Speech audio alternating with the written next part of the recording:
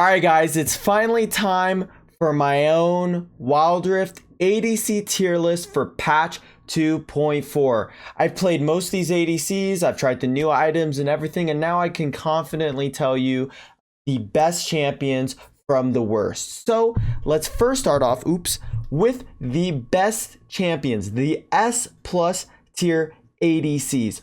First up on the list is Varus. Varus is by far the strongest ADC in Wild Rift. There's many reasons to why he's so powerful.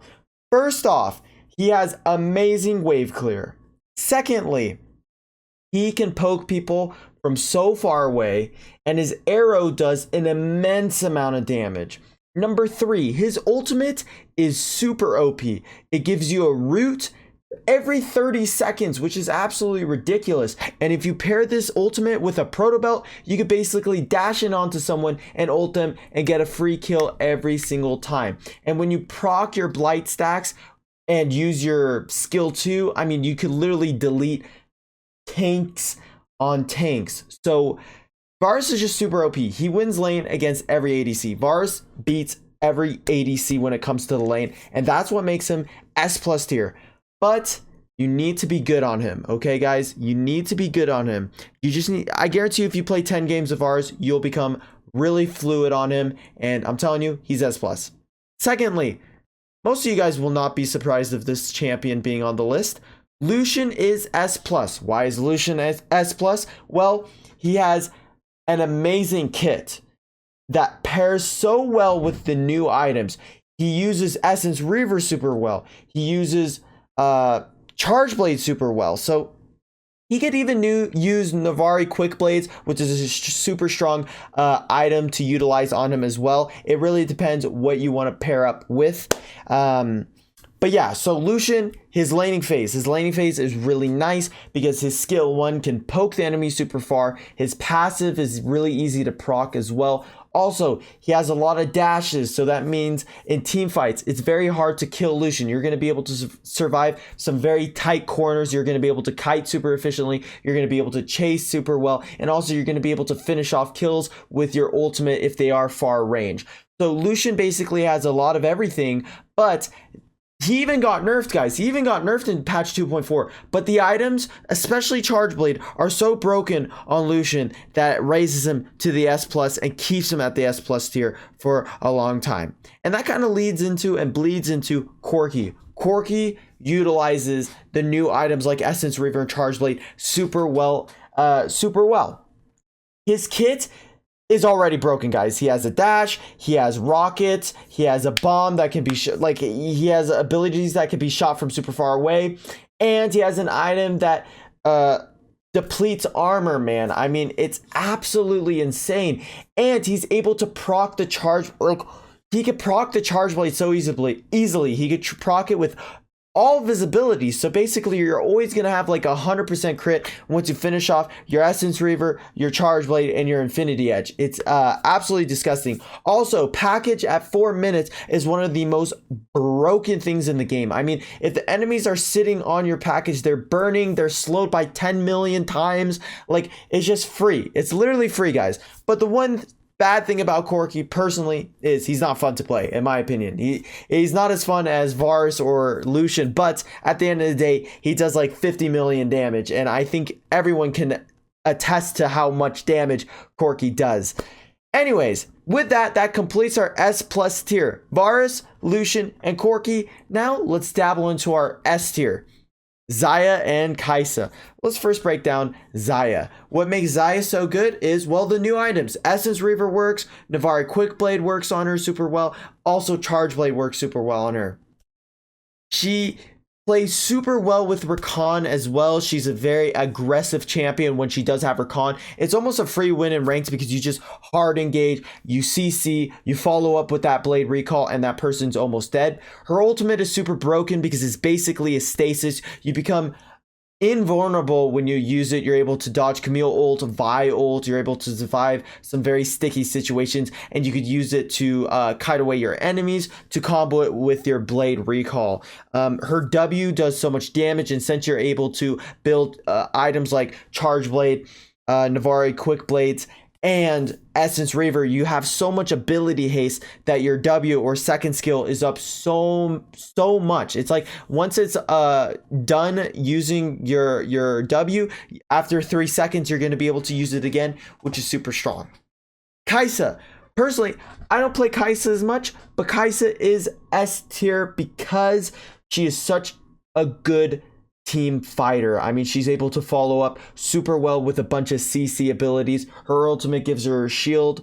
Her Q, her isolated Q, literally does 10 million damage of itself. But the only weakness of Kai'Sa is her laning phase. So once you survive the laning phase and get your Q and E upgrade, you're going to be able to dominate the game because you just play and focus the person in front of you. You auto attack, you Q, you W, auto attack. You're able to proc the passive and just do an immense amount of damage. Also, her skill 3 gives her makes her invisible. It makes her invisible, which is super broken. Invisible champions are super strong. So Kai'Sa being able to go invisible once she gets that E upgrade is a big benefit to her, and this is what puts her in the S tier. Now in the A tier we got a lot of champions, so stick through it. All right guys, for the A tier we're starting off with Draven. I mean, the Bloodthirster buff, adding crit on Bloodthirster was too strong. Buffing the speed that you get from Draven's second ability is way too broken as well. Draven does immense damage. He controls the lane with these new crit items like the Bloodthirster. You whip on the Infinity Edge and the Charge Blade. You're going to be deleting people so quickly. I can attest to this. I've been playing Draven with this build and it does so much damage. But there's a reason why he is an A tier. Number 1, he's very hard to play. Number 2, it's very hard to draft him in proper drafts. Draven excels when he's against short range ADCs and when he's not up against a lot of CC.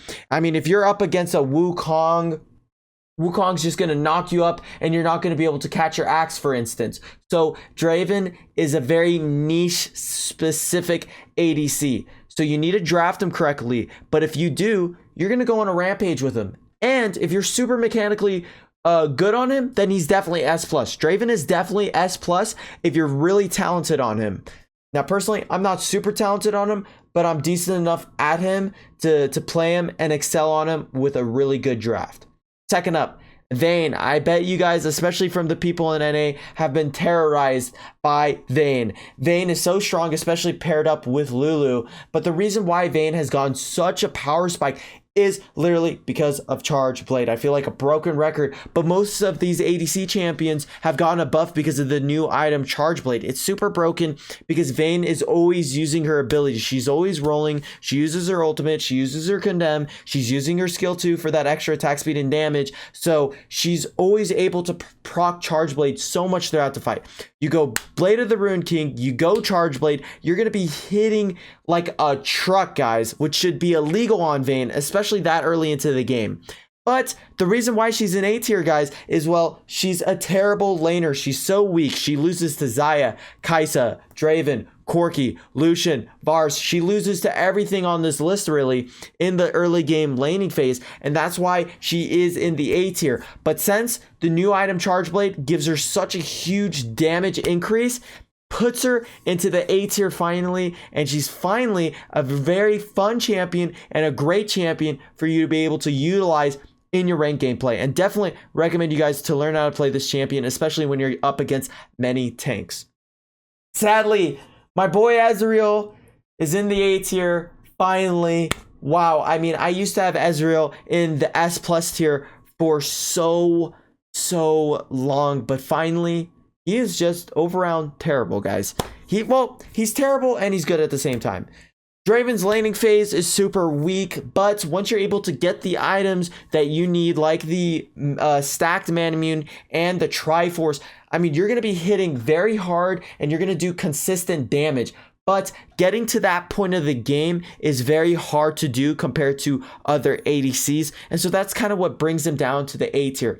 Also, the nerf that they did on his blink ability also nerfs him super hard because he's not able to use his blink as often as he used to survive from ganks or using it to kite away or try to finish off a kill. So in all, Ezreal is just a average champion. He's not super broken, but he's not super bad either.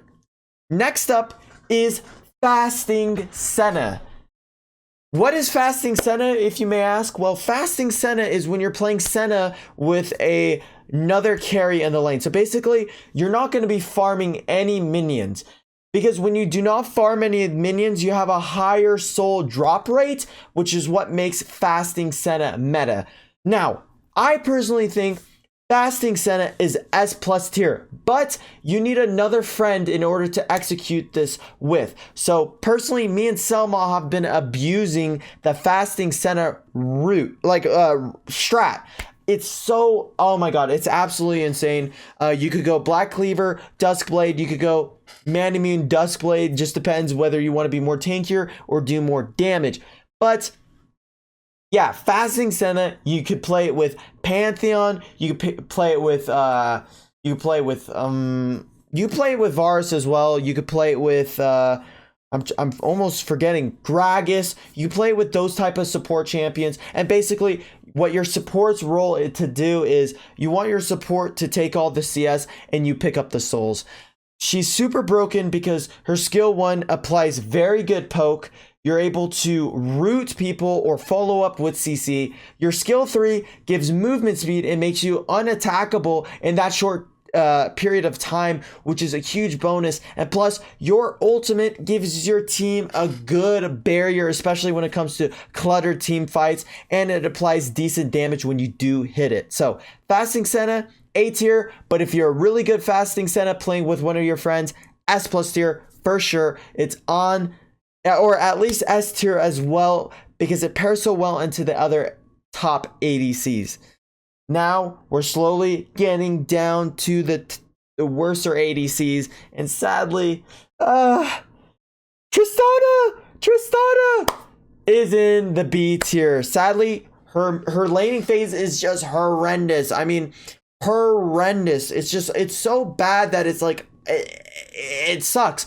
And on top of that, the gargoyle meta makes it so hard for Tristana to finish off players. I mean, the gargoyle makes people, or the stone plate makes people so freaking tanky. It's absolutely ridiculous.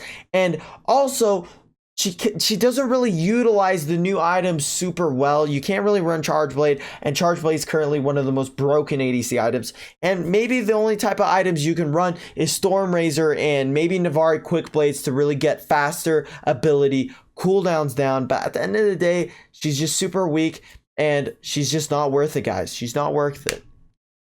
Jinx.